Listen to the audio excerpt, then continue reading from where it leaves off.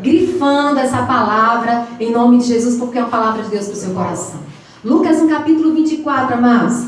Abra aí seu smartphone, se der, né? Não sai da live não, em nome de Jesus. Abra aí a Bíblia, em nome de Jesus, e nos acompanha aí. Em Lucas, no capítulo 24, deixa aí a sua Bíblia aberta, em nome de Jesus. Amém, queridos? Não há nada mais terrível quando a gente recebe aquelas surpresas, né, que a gente nem esperava, notícias que nem esperávamos e que nos tiram literalmente o chão, nos deixam totalmente atordoados, sem esperança, sem expectativa. Momentos como esse nos deixam confusos, nos deixam angustiados. Há momentos que todos nós passamos por isso. E eu creio que hoje mesmo a gente tem passado um momento assim. Eu creio que Deus vai trazer uma palavra de conforto e de ânimo para o teu coração nessa noite, em nome do Senhor Jesus. Amém? Eu lembro que tem situações assim, amados, que às vezes, se não tivermos cuidado, até a esperança parece que se desvanece como fumaça, quando a gente vê os nossos planos, os nossos projetos, os nossos sonhos, né, indo por água abaixo. E a esperança quase que vai juntos, e é nesse momento que nós precisamos nos lembrar das promessas do Senhor. E essa noite é mais uma noite de nos lembrarmos das promessas do Senhor em nossas vidas, em nome de Jesus. Eu lembro que no ano de 90, né, alguns aí não vão lembrar desse momento, mas no ano de 90, o Brasil ele sofreu um trauma muito grande, no ano de 90, de 1990, e o Brasil passou por um colapso, uma crise terrível. O governo que tinha sido empossado, ele teve um plano aí de ação, e que todos os saldos que haviam nas contas bancárias, né, nas cadernetas de poupança, nas contas correntes, foram todos confiscados. Foi tudo confiscado.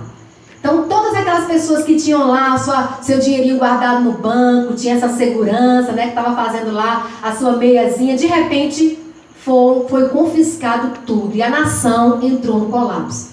Foi uma crise terrível, vi gente enlouquecendo, pessoas completamente desesperadas nesse tempo, inclusive alguns até tiraram a vida, tamanho foi o desespero nesse ano de 1990, né? Alguns talvez não lembrem porque não são dessa época, alguns ouviram falar que foi justamente no governo Collor, Fernando de Collor Mello, né? Que teve aí, que foi desastroso para toda a nação, todo mundo entrou em crise, de repente tudo aquilo que nós pensávamos que nos trazia segurança foi por água abaixo. De repente nós nos vimos ali totalmente inseguros, sem expectativa, sem futuro. Aqueles que estavam, né, tranquilos em suas casas, fazendo as suas economias, de repente foi tudo confiscado. E o povo todo entrou em desespero, a nação entrou em colapso, porque aquilo que acreditavam que trazia segurança foi por água abaixo. Esses dias, inclusive, têm sido momentos muito difíceis. Na verdade, essa pandemia veio nos revelar, amados, que aquilo que nós tínhamos como conceito de segurança, na verdade, tem sido abalado. E hoje muitas pessoas estão apavoradas, desesperadas, porque às vezes alguns têm até dinheiro em banco, mas para fazer o quê? Nós não podemos comprar, nós não podemos usufruir, a gente não pode sair, a gente não pode nem ir, nem vir. Então, tudo aquilo que nós julgamos que é segurança, que é tranquilidade para o futuro, também foi por água abaixo. Por que eu estou falando isso? Porque aqui no texto de Lucas, no capítulo 24, conta um episódio que é muito parecido com o texto. Né? Tá aí a partir do versículo 13, que eu gostaria de ler com os irmãos. Deixa eu pegar aqui meu óculos, para a gente fazer uma leitura melhor.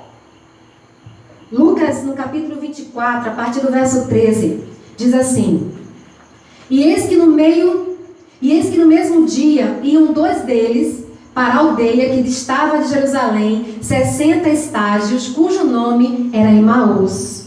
Iam falando entre si de tudo aquilo que havia sucedido.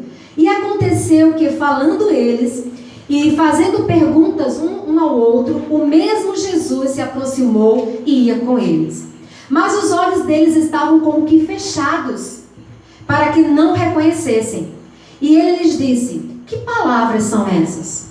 Que caminhando trocais entre vós, e por que estáis tão tristes? E respondendo um, cujo nome era Cleopas, disse: és tu peregrino em Jerusalém, e não sabes as coisas que nela têm sucedido nesses dias? Ele lhes perguntou: quais?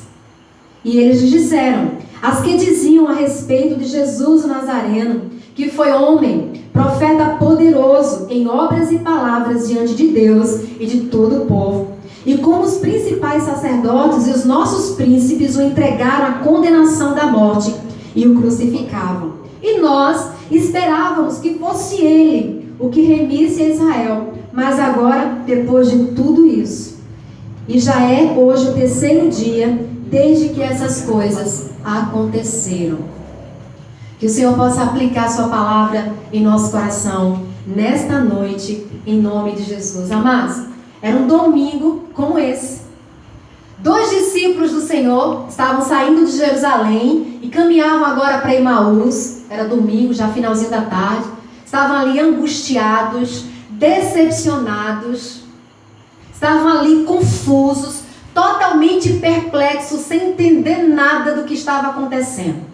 E eles iam descendo, iam caminhando ali naquela estrada, mais ou menos numa trajetória de 10 quilômetros, mas que na verdade parecia uma eternidade. E eles vinham conversando entre si, eles vinham conversando a respeito das últimas notícias, do que aconteceu, estavam ali angustiados, literalmente de luto, porque além de perderem uma pessoa na qual amavam, na qual admiravam, na qual tinham afeto, que era o próprio Jesus, como Jesus morreu, morreu também toda a expectativa, morreu também todos os sonhos, morreu também toda a esperança de um futuro de paz, de um futuro onde Deus seria o Deus e o Rei de Israel. E eles estavam tão arrasados, irmãos, e nesses momentos que a gente se encontra assim, parece que o coração fica tão embrutecido, que a gente começa a perder a percepção de todas as coisas. O coração começa a ficar amargoso, começa a amargar. A vida parece que perde a graça, perde o encanto, quando as coisas não acontecem exatamente como nós gostaríamos que acontecesse. Esses discípulos, na verdade, acreditavam piamente que assim como Moisés foi levantado por Deus para redimir Israel da escravidão do Egito, eles também acreditavam piamente que Jesus tinha sido levantado por Deus para libertá-los, para redimir Israel do governo de Roma. Então Jesus viria e exerceria sobre eles um governo político, trazendo novamente sobre a nação de Israel um governo teocrático. Mas Jesus foi preso. Jesus foi humilhado, foi ultrajado e crucificado, e tudo agora acabou. Todos os planos, todas as expectativas, aquilo que eles tinham como futuro de paz, foi por água abaixo. Todos os projetos agora ruíram, não tinha mais em que acreditar. No versículo 21 mesmo eles dizem: ora, nós esperávamos que fosse esse quem ia redimir a Israel. Mas depois de tudo isso, é como se eles dissessem: acabou.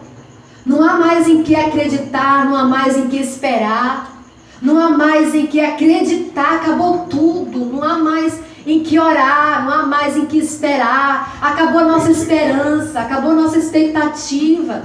Tudo na verdade ruiu. Todos os nossos sonhos ruíram. Acabou projetos, acabou planos, acabou tudo.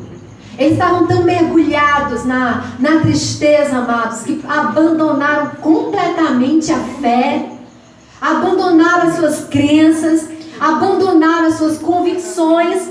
Tudo acabou. Queridos, talvez você esteja passando por algo semelhante. Talvez tenham entulhado os teus poços e você hoje olha para trás e se senta completamente fracassado, impotente diante de uma situação como essa. Talvez lançaram você numa cova e ali naquela cova você acha que também acabou tudo, que não há mais esperança, que não tem mais expectativa nenhuma. Talvez você tenha sido decepcionado com alguém, talvez alguém que você amava demais tenha te traído, tenha te decepcionado, e hoje você se encontre também como esses discípulos, mergulhado na tristeza, mergulhado na dor. E eu tenho certeza, queridos, eu não estou duvidando que a sua dor que você está passando não seja legítima. Ao contrário, sua dor é legítima. Você tem todas as razões para estar aflito, para estar triste. Mas eu quero dizer para você uma coisa: não permita que toda essa situação que você enfrenta hoje, que as dificuldades que você enfrenta hoje possam abafar ou apagar ou até mesmo matar a sua fé. Que a sua fé esteja acima de tudo isso, a fé no seu Deus, porque o seu Deus está acima de tudo isso. E talvez você, como aqueles discípulos, estejam se questionando: mas por quê? Porque ele permitiu isso. Se ele quisesse, nada disso teria acontecido, porque ele permitiu.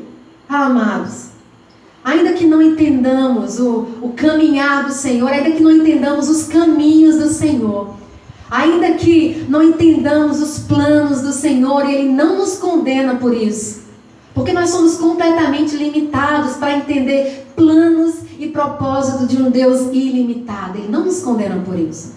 Mas o que o Senhor espera de nós é que, ainda que nós não entendamos os caminhos do Senhor, possamos acreditar e confiar piamente naquele que tem o poder sobre todas as coisas, porque o seu Deus continua exercendo o controle rigoroso sobre todas as coisas. Ainda que você não entenda, tudo isso vai ter um propósito. Espera mais um pouquinho, que todo esse teste que você está passando hoje, meu querido, Deus vai transformar em testemunho para a glória de Deus. Creia nisso em nome de Jesus. E a palavra do Senhor diz lá no verso 15, que enquanto eles caminhavam ali naquela estrada, indo em direção a Emaús, o próprio Jesus ressurreto se aproxima deles, caminha com eles, conversa com eles, mas eles não o reconheceram. Amados, eles estavam tão mergulhados na tristeza, seus olhos estavam ofuscados pela condição que eles estavam vivendo naquele momento, que eles não conseguiram perceber, eles não reconheceram que era o próprio Jesus que estava ali andando, conversando, compartilhando, e eles não o reconheceram.